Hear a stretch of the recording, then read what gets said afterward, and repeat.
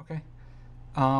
After Daz left Death Row for the final time, you started to put together or put out the DPG eulogy film. Can you tell me about when you started to film that? What was your original idea for the project, and how you ended up selling it to Stars, if I'm not mistaken? Yeah, I license it to Stars. Yeah, it's licensed. So I always had a camera in my hand. I always had some. I like to take photos, filming things. So I had a lot of coverage of them from Snoop's first apartment, them singing here, this little things I had, and I said, I'm gonna put this together and make a documentary. I kind of didn't know what to do. This is my first time, so I got all these little the little the Comcat, whatever the little camera they used to film on the little tapes, had a ton of those with footage. And I said I got to put this all together and turn it into something. So I had all the old coverage and then got with Daz. I'm like, you want to help me? You want to get down with me? He's like, yeah, I want to get down with you. Gonna give me some money? I'm like,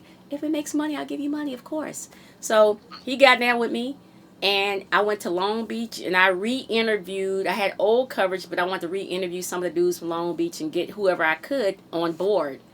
And it was done guerrilla style, but this wonderful lady named Nancy Silverstone, she's no longer at Stars, but this is when Black Stars had just got on the map, and she loved the project. And I'm like, you do?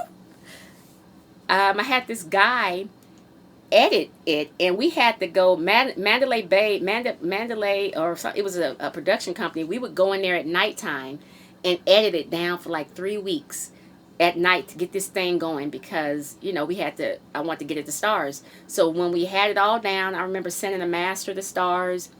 Went through all the legality. I learned about you having to pay pay license, insurance, just in case somebody tried to sue you. That was expensive. I remember having to turn in all my because I had to get all releases from everybody that's on there. So I had a ton of releases, and this is my first time. My company, A Busy Girl Productions.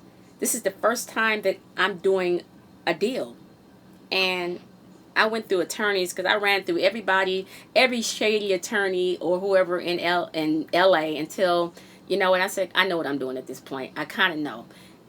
Did the deal with Stars. I did a license agreement for 2 years with them, where they would put it on Stars pay per view, and I was more excited because my company was on the map. And I beat all the guys when people were not even thinking about shooting documentaries in 2002, 2003. I was already doing it.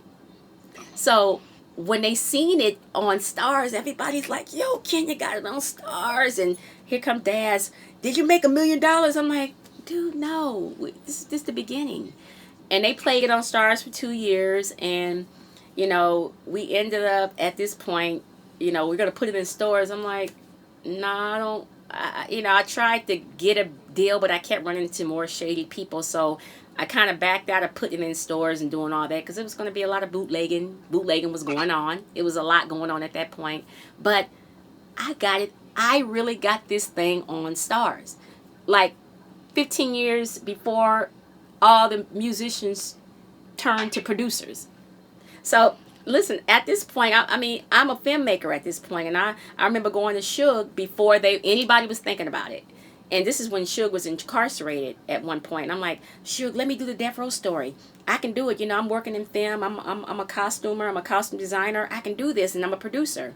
And I remember him saying me, when let me get out of jail, I'll let you do it. We can do it together. And I just had a feeling that they didn't trust the girls. I wasn't. Women are not that popular at that point in the film business. They weren't giving us opportunities, and then you have a whole bunch of women that just came out of nowhere and just did their thing. So now they trust us a little bit. But I have to say, I was the first black woman to get a documentary on a major network during that time. Nobody wasn't doing that, but I did that. Okay, and that brings me into what you're working on now as far as Ladies of Death Row. what is your plan for it? Who all is involved, and when Yeah, can well, people Ladies of Death Row expect to has see been it? Ladies of Death Row has been a long time coming. I was talking to these girls back in the early like 2007 and 8 about this, and initially I had a deal with NBC Universal, a shopping agreement for a year, and I signed Jewell, I signed Miss Chalet, I signed Lady of Rage, I had signed Vivica Fox, I had Corrupt's ex girlfriend, Andrea. I had Nate Dogg's girl, what is her, Natasha Foreman. I had Dee Barnes. I was in talk with Cetra at one point. You know, Tupac's sister. She just was still kind of angry because she still doesn't know what happened to her brother, so she doesn't trust the industry at all. But she said she would come and show love to me. I had all the girls involved, and I took all those girls up to Universal NBC, and we sat down with executives back in 2017 to discuss the Ladies of Death Row, and everybody, we got on board. We had a meeting with Oprah. Oprah was interested. She took 2 meetings with us, her own network, but at that point they were doing love and relationships, and we were the women that were part of Death Row Records, but we were going to get into this sisterhood, but and then what are we doing now, and the history and all sorts. Here we are now. We're getting. I know that I'm have to. I have it.